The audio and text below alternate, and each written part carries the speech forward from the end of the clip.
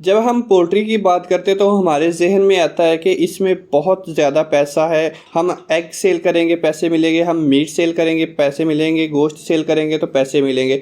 लेकिन आज इस वीडियो के अंदर मैं 6 ऐसे तरीके बताऊंगा जिनका आपको नहीं पता होगा और उससे आप और ज़्यादा पैसे कमा सकते हैं। अगर उन 6 चीज़ों से भी आप पैसे कमाना चाहें, अगर पोल्ट्री से ही आप 6 और तरीक़ों से भी पैसे कमा सकते हैं।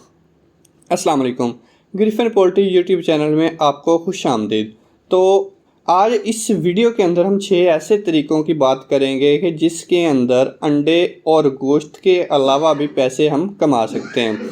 तो सबसे पहले अगर बात की जाए तो हम चिकन फैदर्स की बात करते हैं। आपको पता है कि नहीं कि वेस्टर्न कंट्रीज़ के अंदर अब बहुत से ऐसे फार्मर हैं जो सिर्फ़ जो चिकन फैदर होते हैं, चिकन के पर होते हैं, सिर्फ उनको लेने के लिए मुर्गियां पालते हैं और उसे पाल लेते हैं, उनको बेचते हैं। तो क्योंकि जो पर होते हैं, जो चिकन फैदर्स होते हैं, ये क्रिएटिव प्रोडक्ट्स में इस्तेमाल होते हैं, जैसे कि मास्क में, फन फैदर्स में, स्लीप्स में, और आप कह सकते हैं कि इंसुलेशन के तौर पर इस्तेमाल कर सकते हैं, और एयर रिंग औरतों के जो होते हैं यहाँ इस्तेमाल कर सकते हैं। और फैशन इंडस्ट्री में तो इसका बहुत ज़्यादा इस्तेमाल है। उसके ऊपर अगर हम हाई क्वालिटी पे चले जाएं तो हम अगर घरों में बात करें तो घरों में वो पिलो जो होते हैं उनको कवर करने के लिए, जो सराहने होते हैं उनको कवर करने के लिए इस्तेमाल करते हैं, बेबी डाइपर्स के तौर पर इस्तेमाल करते हैं, और फर्नीचर के लिए वो जो ऊपर लगे होते हैं डेकोरेशन के लिए इस्तेमाल करते हैं, और आर्टिफिशियल फ्लावर बनाने के लिए इस्तेमाल करते हैं। तो अगर हम उनसे फ़ायदा लेते हैं बर्ड से, उनको हम सेल आउट कर सकते हैं। देखें, जब मुर्गियाँ बड़ी हो जाती हैं, 1 साल उनको गुजर जाता है, आपने उनसे अंडे ले लिए, तो फिर उनका एक सीज़न आता है, एक वक्त आता है जब वो मोल्टिंग करना स्टार्ट कर देती हैं कि अपनी जो फैदर्स होते हैं वो गिराना शुरू कर देते हैं।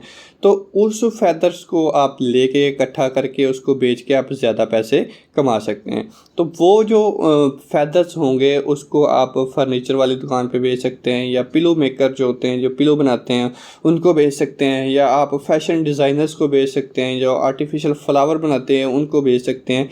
तो मतलब कि सारी चीज़ों से आप पैसा कमा सकते हैं।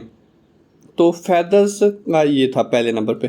अब दूसरे नंबर की बात करें तो चिकन ड्रॉपिंग्स हैं। जो ड्रॉपिंग्स मतलब कि उनकी जो वीठें हैं उससे भी हम पैसे कमा सकते हैं। हम क्या समझते हैं, हम समझते हैं कि जो ये तो एक वेस्ट सी चीज़ है, ज़ाया चीज़ है, हम इसको ज़ाया कर देते हैं। लेकिन इसको ज़ाया नहीं करना चाहिए, इससे भी आप पैसे कमा सकते हैं। कैसे कमा सकते हैं? अब देखें, जो आप लेते हैं वीठे, उसको एक घड़े के अंदर बंद करके उससे आप क्या कर सकते हैं कि बायोगैस बना सकते हैं, जिसके साथ आप चूल्हा जला सकते हैं और दूसरे इर्द गिर्द के इलाके को आप गैस प्रोवाइड कर सकते हैं और उनसे आप चार्ज कर सकते हैं, पैसे ले सकते हैं। और ड्रॉपिंग्स इसके अलावा आप फर्टिलाइज़र के तौर पर भी इस्तेमाल कर सकते हैं। आप जो अब पोल्ट्री फार्म है ना आपका, आपके इर्द गिर्द के लोग ड्रॉपिंग्स लेने आते हैं, क्योंकि ये ऑर्गेनिक फर्टिलाइज़र है, ऑर्गेनिक खाद है, इससे कोई नुकसान नहीं होता है और फसल भी ज़्यादा होती है। तो आप क्या कर सकते हैं कि जो आपकी पोल्ट्री की विठें हैं, जो फिशेस हैं, ड्रॉपिंग्स हैं, उसको भी आप सेल आउट कर सकते हैं और ज़्यादा से ज़्यादा आप मनी कमा सकते हैं और उससे अर्न कर सकते हैं।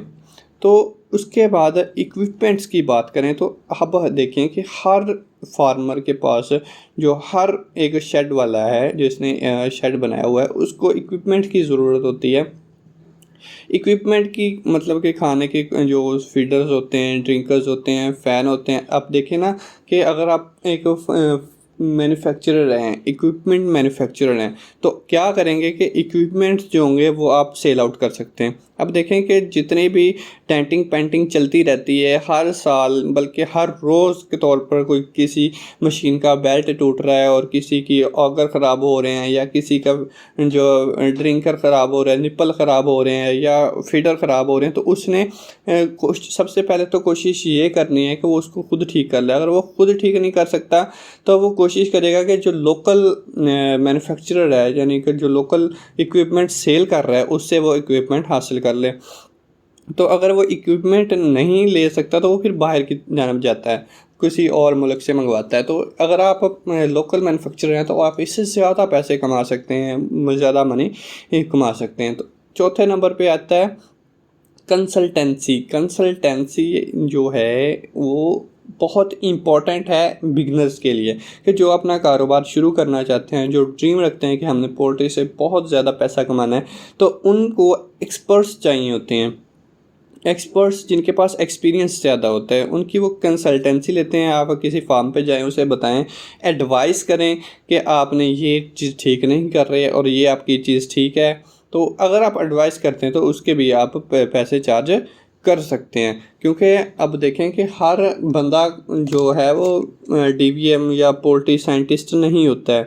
कोई फार्मर ऐसे, बल्कि हज़ारों फार्मर, ज़्यादा से ज़्यादा फार्मर ऐसे हैं जो ये पोल्ट्री से ताल्लुक़ नहीं है, लेकिन वो पोल्ट्री फिर भी पाल रहे हैं। तो वो क्या करते हैं कि जो डीवीएम वाले लड़के हैं या बीएस पोल्ट्री वाले लड़के हैं, उनको हायर करते हैं ताकि वो उनके हेल्प आउट कर सकें।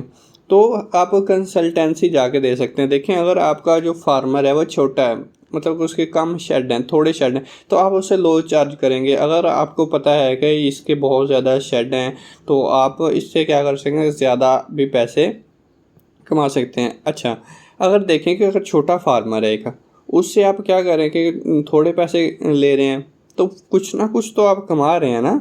तो आप बजाय इसके कि आप वो मुर्गियाँ पालें और उससे अंडे लें फिर, या उसको मीट पर्पज़ के लिए सेल करें, उसको कंसल्टेंसी दें और आप फिर उसे पैसे कमाएं। अच्छा, तो इसके बाद 5वें नंबर पे आता है डीओसी।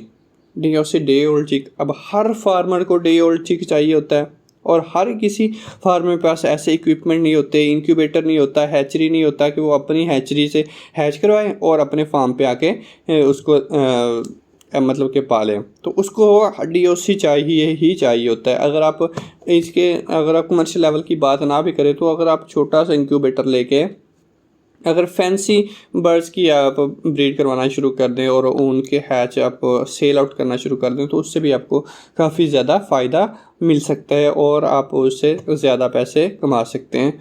तो क्योंकि ये हर किसी का शौक़ होता है, हर किसी की रिक्वायरमेंट होती है, तो आप इसको सेल आउट करके ज़्यादा पैसे कमा सकते हैं। तो 7 नंबर पे भी मुकम्मल होगी कि आप किससे पैसे कैसे कमा सकते हैं। उसके बाद सबसे इम्पॉर्टेंट चीज़ है वो है फीड मैन्युफैक्चरिंग, मतलब कि फीड की प्रोडक्शन। देखें कि अगर आपको नहीं पता तो मैं आपको बताता चलूँ कि जितनी भी कॉस्ट आती है एक बर्ड को रेयर करके, उस जब तक वो जवान नहीं हो जाता तब तक उसकी प्रोडक्शन लेने तक, के 60 से 70%, 65 to 70% तक जितना खर्चा होता है, टोटल खर्चा होता है, उसमें से 70% जो 70% खर्चा होता है वो फीड का होता है। अगर आप छोटे लेवल पे भी अब इसको सेल आउट करना चाहें, अगर लोकल मैन्युफैक्चर करके आप लोकल एरिया में भी सेल आउट करना चाहें, तो ये एक अच्छा बिज़नेस है। तो अगर ये देखें ना कि आपको चीज़ें अच्छी लगी हैं, कोई ऐसी आपको चीज़ क्लिक कर गई है, आपके माइंड के अंदर आइडिया कोई अच्छा क्लिक कर गया, तो आप मेरे चैनल को ज़रूर सब्सक्राइब करें। अल्लाह हाफिज़।